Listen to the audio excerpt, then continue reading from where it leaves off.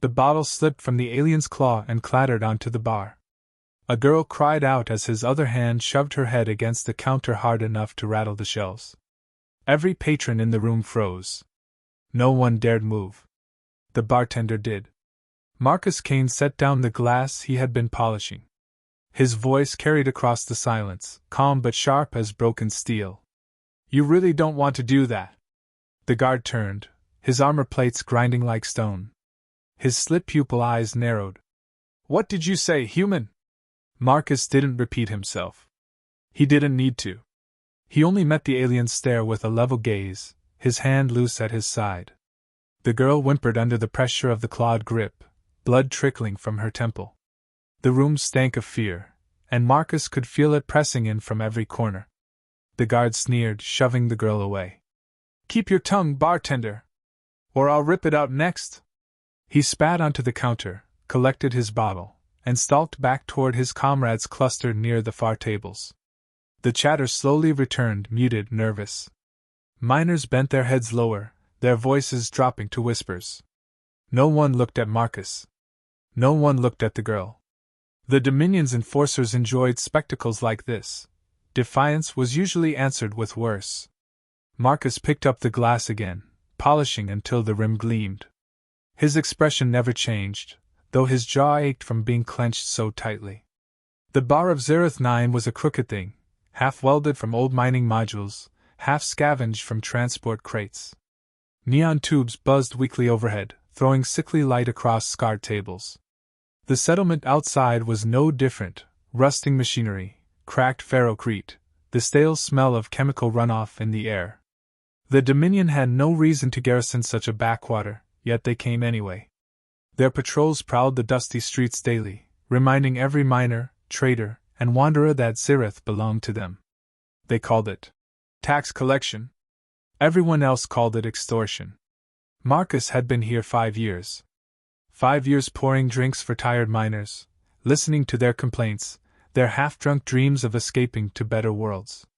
He spoke little, smiled less, and made sure the bar stayed neutral ground. For that, the locals tolerated him. But neutrality only worked so long as the Dominion let it. The girl he tried to defend now sat with her father in the corner. Her name was Lena, barely grown, her face still flushed from the guard's strike. Her father pressed a rag to her head, whispering assurances. Marcus brought over 2 cups of water, setting them down without a word. Lena looked up at him, eyes wide. "Why didn't you stop him?" Marcus paused. Her voice carried more hurt than accusation. He searched for an answer but found only the truth. "Because stopping him now would have made it worse," he said softly. "And you don't want worse." Her father murmured thanks, his hand trembling as he raised the water. He didn't meet Marcus's eyes. None of them ever did. The bar door opened again, and silence fell like a curtain. Commander Vale entered. He was larger than the other car soldiers, his armor heavier, gleaming with polished insignia. His crest of spines brushed the doorway as he ducked inside. Conversations died instantly. Vale moved through the room with the easy arrogance of a predator among cattle. He scanned the patrons, letting the weight of his gaze settle on each one before dismissing them as irrelevant. His mouth curved into something like a smile as he approached the counter. "Bartender," Vale drawled, his voice low and rough. "You keep serving my men, yes? Keeping them happy?" Marcus set another glass on the shelf. "I keep them quiet." Vale chuckled. "Good. Quiet humans live longer." He leaned closer, the stench of alien musk thick in Marcus's nose. "This outpost forgets its place sometimes. Taxes missing? Shipments short. I remind them who owns these rocks. Who owns them?" His spined hand tapped the counter. "And who owns you?" The entire bar listened, though none dared raise their heads. Marcus kept his face blank. "You've made your point, Commander." Vale's eyes glinted. He turned suddenly toward Lena's father, who stiffened under the attention. "You stand?" The old man rose shakily. "You think you can hide our shipments? Skim credits? You insult the Dominion." I've given everything, Commander." I swear. Vale struck him across the face, dropping him back into his seat. Pathetic. He turned back to Marcus, almost lazily. Pour me something strong. Something human. I'll drink to your extinction. Marcus poured. The bottle rattled against the rim of the glass. His hand never trembled, but the muscle in his jaw did. Vale drank, wiped his mouth with the back of his claw, and grinned. Not bad. Perhaps your species has some use after all. Keep serving drinks, bartender. That's all you're good for. He left the glass half full on the counter and strode out, his guards following. The door closed behind them. The silence lasted long after. Later that night, Marcus cleaned the blood from the counter with slow, methodical strokes. The neon light painted his scarred knuckles a sickly green. The bar had emptied quickly once Vale departed. Fear lingered like smoke long after the soldiers were gone. An old miner shuffled up to the counter. His beard was white, his hands cracked with years of work. He leaned close, voice a rasp. I've seen eyes like yours before. Marcus didn't look up. You're mistaken. The miner shook his head. No. Soldiers' eyes. Not from this war. From the old ones? I remember. Marcus met his gaze then, just for a heartbeat. The miner flinched, but he didn't look away. Finally, Marcus turned back to his work. Have another drink, he said. And forget what you think you saw. The old man nodded slowly, retreating to his corner. Marcus rinsed the rag, wrung it out, and stared at the streak of red still clinging to the fabric. His reflection in the liquor bottle stared back, hollow-eyed and hard. The settlement outside might have forgotten what Earth once was. The Dominion certainly had. But Marcus hadn't. Not for a single day. He folded the rag, set it aside, and poured himself a glass he wouldn't drink. The night dragged on, heavy with silence. Morning light on Zereth 9 was little more than a dull haze filtered through dust and chemical smog. Marcus Kane unlocked the bar and stepped inside. The stale scent of spilled liquor and metal lingered, unchanged. He swept the floor, rearranged chairs, and prepared for another day pretending to be nothing more than what he appeared. Patrons trickled in as the minds changed shifts. Faces weary, hands blackened with ore dust, voices hoarse.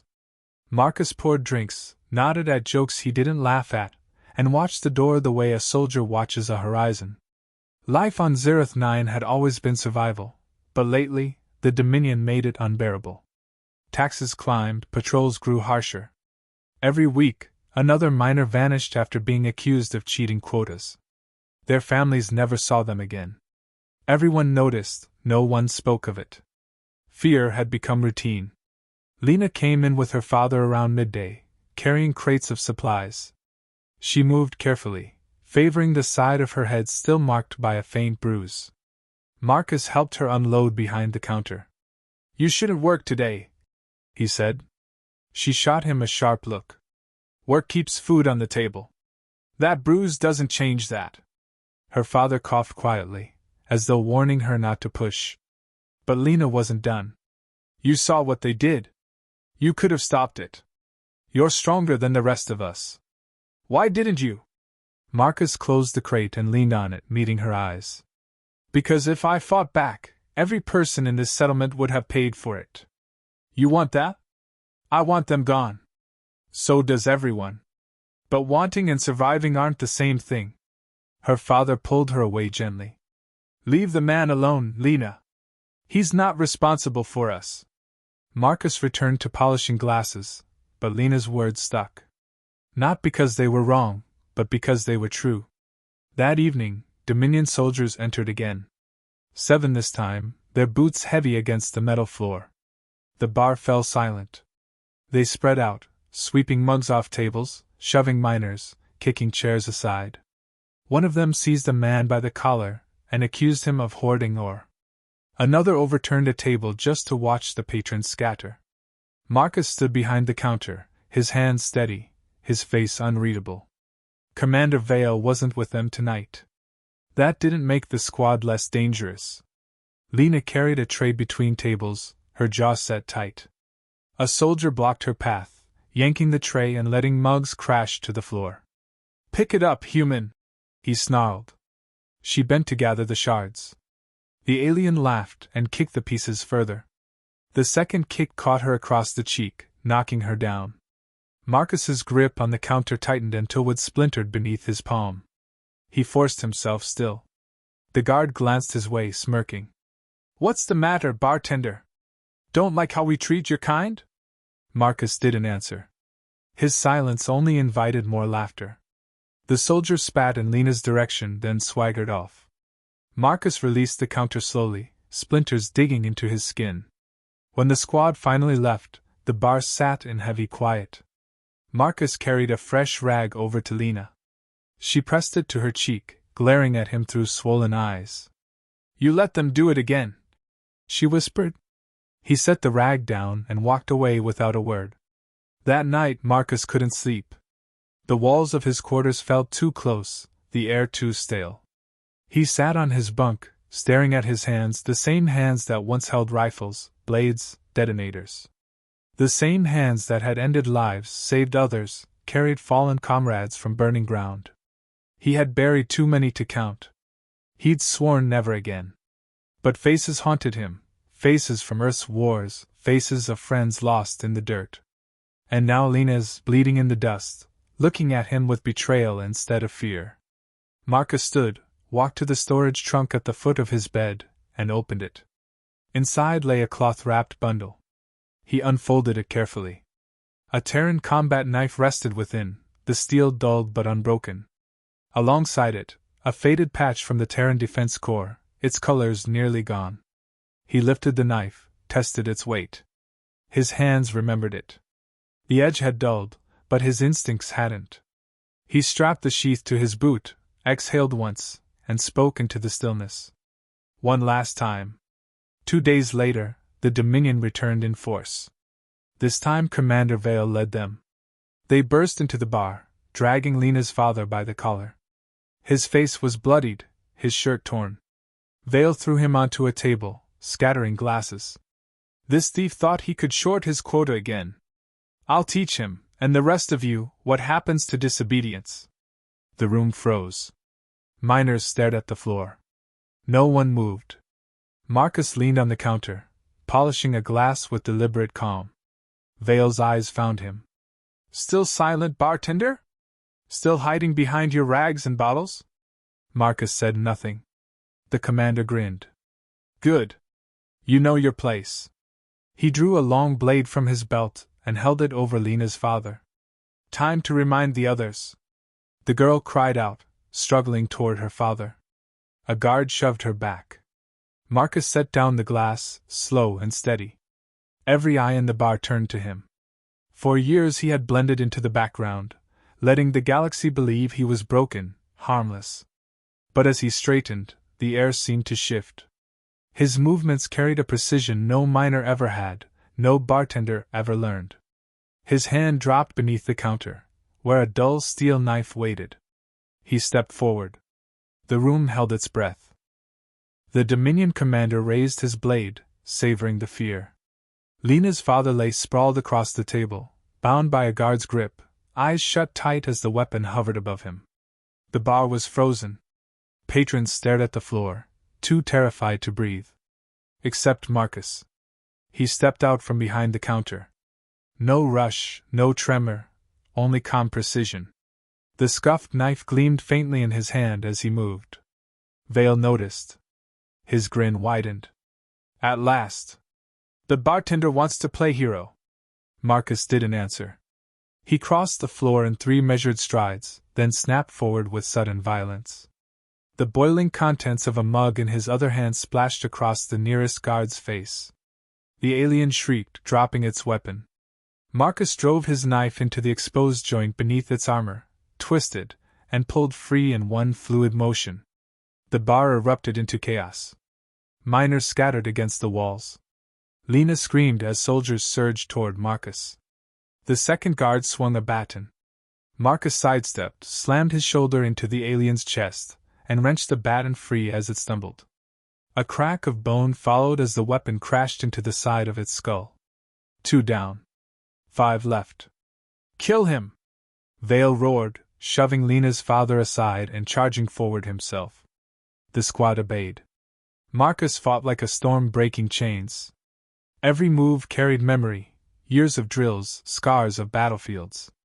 He ducked under a blade, drove the baton into another throat, then pivoted to meet a rifle but with his forearm before plunging the knife home. The soldiers weren't prepared. They'd dismissed him as an old man behind a counter. By the time the third body hit the floor, the arrogance had drained from their eyes. One of them backed away. Marcus hurled the baton, catching him across the jaw with a crack that dropped him limp. Now only Vale remained, flanked by 2 shaken soldiers. The commander advanced slowly, massive frame dwarfing Marcus. His voice carried over the clamor. I wondered why you stared so calmly, human. You've done this before. Tell me, who are you really?